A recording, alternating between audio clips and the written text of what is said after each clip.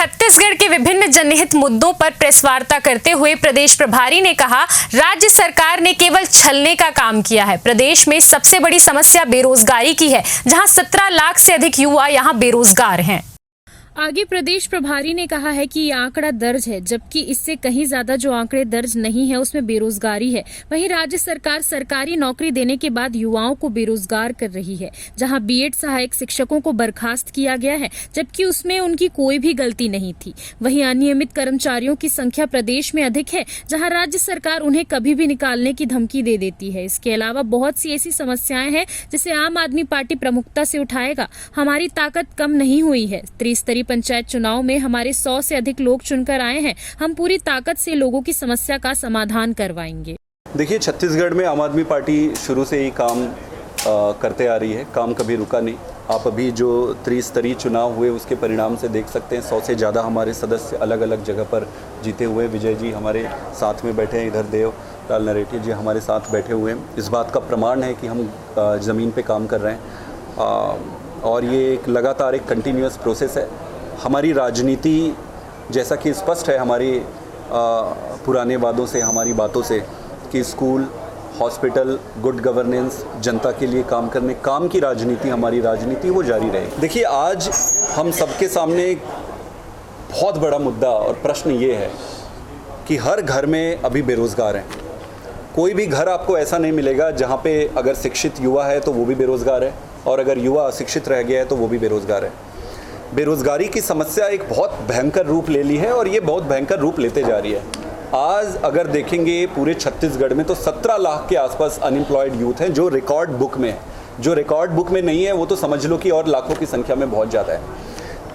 हज़ारों की तादाद में, लगभग 2800 के आसपास तो बीएड और डीएड के लोग ही हैं जिनको आपने नौकरी से हटा दिया, वो प्रोटेस्ट कर रहे हैं। 6 लाख से ज़्यादा अनियमित कर्मचारी हैं, जिसमें पंचायत सचिव भी हैं जो कि अनियमित है, और लगातार आप उनके साथ दुर्भावना से ग्रसित व्यवहार कर रहे हो। जब मर्जी उनको नौकरी से आप निकाल देते हो, जब मर्जी नोटिस दे देते हो, कभी उनको नियमित नहीं किए, कभी उनकी समस्याओं को नहीं सुना। तो जिस राज्य में 6 लाख से ज़्यादा कर्मचारी अनियमित है और उनको आप प्रताड़ित कर रहे हो, आप उनको धमकी देके एक बंधुआ मजदूर जैसे आप उनके साथ दुर्भावना रख रहे हो, वो राज्य विकास कैसे करेगी?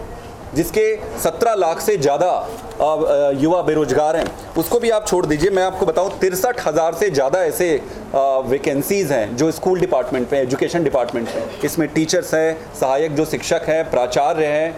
ये ऐसे पद खाली हैं जिनके बिना आप स्कूल चला ही नहीं सकते।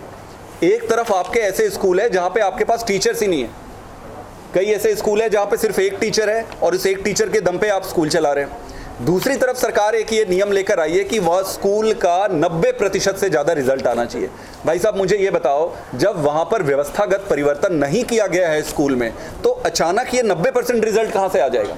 इसका मतलब वहाँ पे नकल चलेंगे, किसी भी तरीके के फ्रॉडुलेंट प्रैक्टिसेस होंगे। तो क्या आपका उद्देश्य स्कूलों को विकसित करना है? क्या हमारे बच्चों, हमारे भाइयों, हमारी बहनों के जीवन को सुधारना है, या सिर्फ एक नंबर बनाने के लिए कि हाँ हमने 90% पर कर लिए, ये दिखाने का है? तो सरकार के जो विजन है, इस पर बड़ा प्रश्न चिन्ह है। बेरोजगारी की समस्या को सरकार को सीरियस लेना चाहिए। आज हम ये मांग कर रहे हैं कि विधानसभा का विशेष सत्र बुलाया जाए। इस विशेष सत्र में सिर्फ और सिर्फ बेरोजगारी को लेकर डिस्कशन हो। वाइट पेपर सरकार लेकर आए, कितने बेरोजगार हैं, कितने को आप नौकरी दे सकते हैं, कितने को प्राइवेट सेक्टर से देंगे, कितने को आप प्रोफेशनल ट्रेनिंग देंगे, और कब तक और कैसे आप परीक्षाएं लेंगे, इसकी जानकारी देश को रखनी चाहिए। CCN शार्क न्यूज़ के लिए ब्यूरो रिपोर्ट।